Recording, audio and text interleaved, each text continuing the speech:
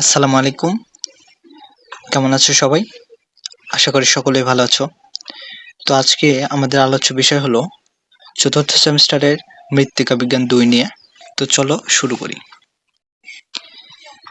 আজকে ইউনিট ১ নিয়ে আলোচনা করব, যেটা হচ্ছে ভূমি ও ভূমি মূল্যায়নের ধারণা। ভূমি ও ভূমি মূল্যায়নের ধারণা জানতে গেলে আমাদেরকে প্রথমে জানতে হবে ভূমি জিনিসটা আসলে কি। তাহলে আমরা ভূমির সংজ্ঞাটা জেনে নিই। ভূমি হচ্ছে পৃথিবীর উপরিভাগের শক্ত আবরণ, যা প্রাণীকুলের বিচরণ, চাষাবাদ ও নির্মাণ কার্যের উদ্দেশ্যে ব্যবহৃত হয়। এছাড়াও অনেক উদ্দেশ্যে ব্যবহৃত হইতে পারে। তো আমরা এটুকু অন্তত জেনে রাখবো যে পৃথিবীর উপরিভাগের শক্ত আবরণই হচ্ছে ভূমি। সেই হিসেবে আরবের বালিকাময় বিশাল প্রান্তর এটা যেমন ভূমি, ঠিক তেমনি কক্সবাজারের সমুদ্র সৈকত এটাও কিন্তু ভূমিরই অন্তর্ভুক্ত, এটাও কিন্তু ভূমি। আবার কোনো পর্বতের চূড়া এটাও কিন্তু ভূমি, এটাকেও কিন্তু ভূমি বলা যায়। ঠিক আছে, এই প্রত্যেকটি কিন্তু এক একটা ভূমি। এছাড়াও অনেক ধরনের ভূমি আছে, যেমন পার্ক বা বিনোদন ভূমি, আবার আছে আবাসিক ভূমি। এই যে এখানে যে ছবিটি দেখতে পাচ্ছ, এখানে একটি কারখানা দেখা যাচ্ছে, শিল্প কারখানা, এটা হচ্ছে বাণিজ্যিক ভূমি। আবার পরিবহন ভূমি, ঠিক তেমনি পর্যটন ভূমি। এছাড়াও অসংখ্য ক্যাটাগরির ভূমি রয়েছে, কিন্তু ভূমির মৌলিক ধরন হচ্ছে ৫টি। সেগুলো হচ্ছে সমতল ভূমি, দ্বীপ, জলাভূমি, পর্বত আর বন। তাহলে আমরা কি জানলাম? আমরা জানলাম ভূমি কাকে বলে, ভূমির সংজ্ঞা, আবার ভূমির বিভিন্ন ধরন নিয়ে জানলাম। ভূমির মৌলিক ধরনটা কিন্তু খুব ইম্পর্টেন্ট, তোমরা এটা মনে রাখার চেষ্টা করবে। এই যে এই বক্সের মধ্যে যেটা আছে এটা, ভূমির মৌলিক ধরন হচ্ছে ৫টি। তো আমরা পরবর্তী পৃষ্ঠাতে চলে যাচ্ছি। এখানে আছে মৃত্তিকা বা মাটি কিংবা সয়েল, যাই বলি না কেন। তো ভূমির কথা চলে আসলেই চলে আসে মৃত্তিকার কথা। তো মৃত্তিকা নিয়ে জানাটাও জরুরি, যেহেতু আমরা কৃষি নিয়ে পড়াশোনা করছি। তো এ পর্যায়ে আমরা মৃত্তিকার সংজ্ঞাটা জেনে নিই। মৃত্তিকা হলো প্রকৃতজাত একটি বস্তু যা প্রাকৃতিকভাবে সৃষ্টি হয়। বছরের পর বছর ধরে শিলা ক্ষয়প্রাপ্ত হয়ে প্রকৃতিতে যুক্ত হয়, আবার বিভিন্ন জীবদেহের ধ্বংসাবশেষ প্রকৃতিতে কিন্তু যুক্ত হয়। এগুলো একটা মিথস্ক্রিয়ায় তৈরি হয় হচ্ছে মৃত্তিকা। তাহলে আমরা জানবো যে মৃত্তিকা হলো প্রাকৃতিক উৎস থেকে সৃষ্ট এক ধরনের যৌগিক পদার্থ, যা বিভিন্ন খনিজ ও জৈব পদার্থের সমন্বয়ে সৃষ্ট। এখন আমরা জানবো মৃত্তিকা গঠন নিয়ে। আদর্শ মৃত্তিকার গঠন হচ্ছে ঠিক এরকম। এই পাই চার্টের মাধ্যমে আমরা বোঝার চেষ্টা করব। আদর্শ মৃত্তিকা গঠনের মধ্যে অনলি 5% থাকে হচ্ছে জৈব পদার্থ, 45% খনিজ পদার্থ, 25% পানি এবং 25% হচ্ছে বায়ু। এখানে একটা ব্যাপার দেখো যে আদর্শ মাটিতে কিন্তু জৈব পদার্থের পরিমাণ মাত্র 5% থাকলেই হয়। ঠিক আছে, কিন্তু আমাদের মাটির উর্বরতা কিন্তু নষ্ট হয়ে যাচ্ছে দিন দিন, এই কারণ আমরা জৈব সার ইউজ করছি না জমিতে। কিন্তু অনলি 5% জৈব পদার্থ যদি আমরা মাটিতে যুক্ত করতে পারি, যখন মাটিতে, তাহলে কিন্তু সেটা উর্বরতা মোটামুটি স্বাভাবিক মানে রাখা সম্ভব হবে। তো সেটা ভিন্ন আলোচনা, পরবর্তীতে কোনো এক প্রসঙ্গে হয়তো আলোচনা করা যাবে। তো আমরা এই পাই চার্টটি মনে রাখবো যে 5% হচ্ছে জৈব পদার্থ, 45% খনিজ পদার্থ, পানি হচ্ছে 25% আর বায়ু 25%। এরপর আমরা জানবো ভূমি মূল্যায়নের ধারণা নিয়ে। তো এই ব্যাপারটা আমরা একদম বেসিক জানার চেষ্টা করব, যাতে আমরা কোনো পরীক্ষাতে কোনো প্রশ্ন আসলে খুব সহজেই, অন্তত কমন না পড়লেও 2-4 লাইন লিখতে পারি সঠিকভাবে। সেজন্য আমরা একটি উদাহরণের মাধ্যমে এই ভূমি মূল্যায়নের ব্যাপারটা বোঝার চেষ্টা করি। সাপোজ এখানে 2টি চিত্র দেখতে পাচ্ছ। একটি হচ্ছে আবাদি বা ফসলি জমি, যেখানে ধান চাষ করা হয়েছে, আর ডান পাশে আছে একটি পুকুর খনন করা হয়েছে, যেখানে মাছ চাষ করা হয়। সাপোজ ধরে নাও তোমার কাছে 5 বিঘা জমি আছে, সে 5 বিঘা জমির মধ্যে 3 বিঘা হচ্ছে এরকম উর্বর ফসলের জমি, যেখানে তুমি আবাদ করো ধানের আবাদ কিংবা অন্যান্য ফসল।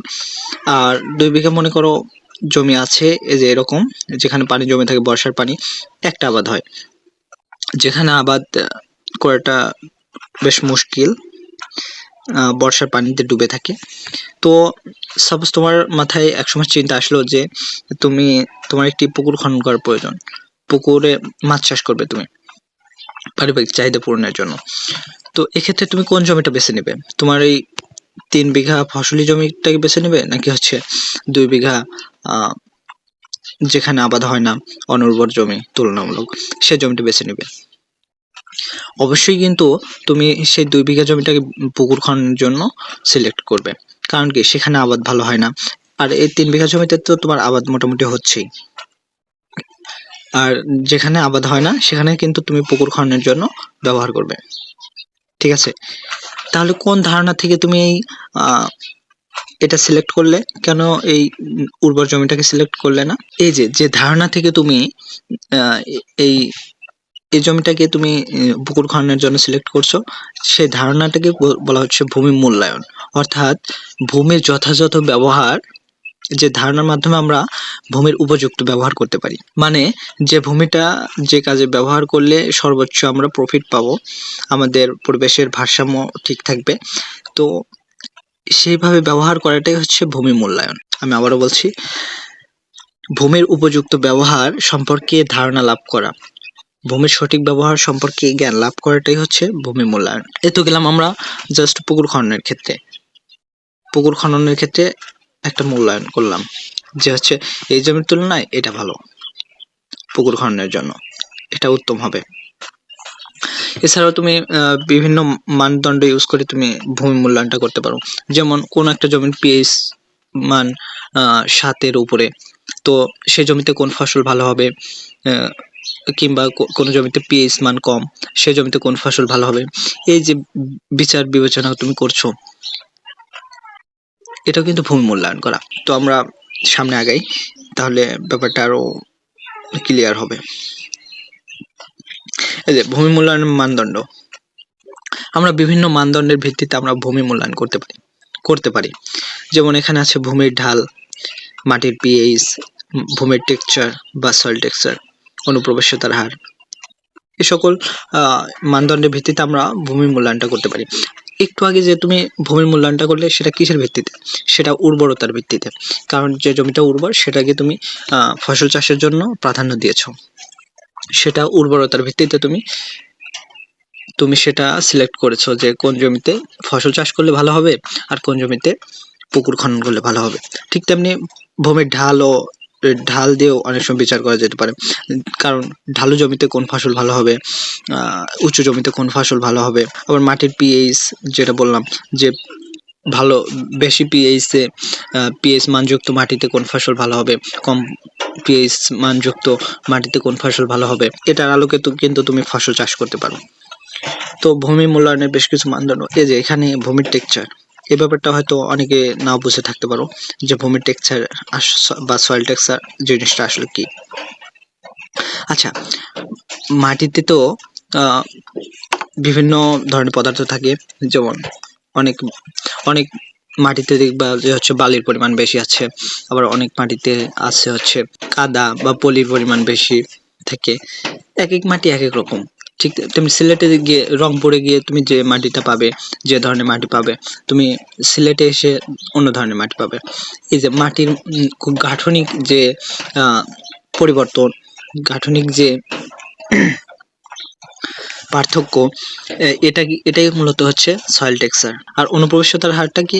অনুপ্রবেশ্যতার হার হচ্ছে, আমরা জানি যে হচ্ছে মাটির কৈশিক নালী থাকে, মানে মাটির প্রত্যেকটা কণার মাঝে ফাঁকা থাকে, এই ফাঁকা দিয়ে পানি প্রবেশ করতে পারে, পানি প্রবেশ করে ধীরে ধীরে চুইয়ে মানে পাতাল যাকে বলি আমরা, পাতালে যায় পানি, মানে একদম নিচে পানির স্তরে গিয়ে জমা হয়। তো যে হারে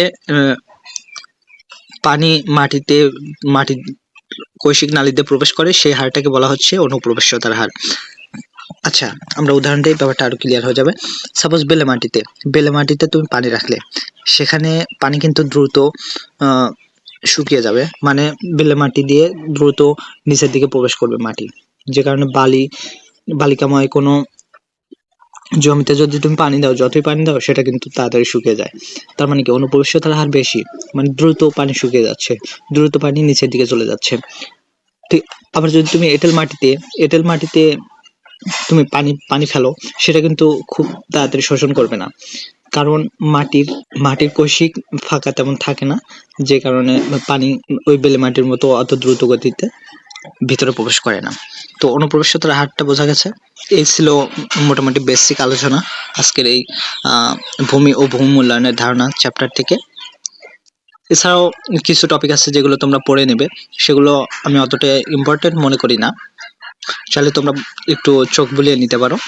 তো আজকের এই আলোচনা থেকে কি বুঝলে সেটা নিজেই একটু জাজ করার চেষ্টা করো, আদৌ তোমাদের জন্য উপকারে এসেছে কিনা। আজকে এ পর্যন্তই, দেখা হবে আগামী পর্বে ইনশাল্লাহ। তো ততক্ষণে ভালো থাকো, সুস্থ থাকো, আল্লাহ হাফেজ।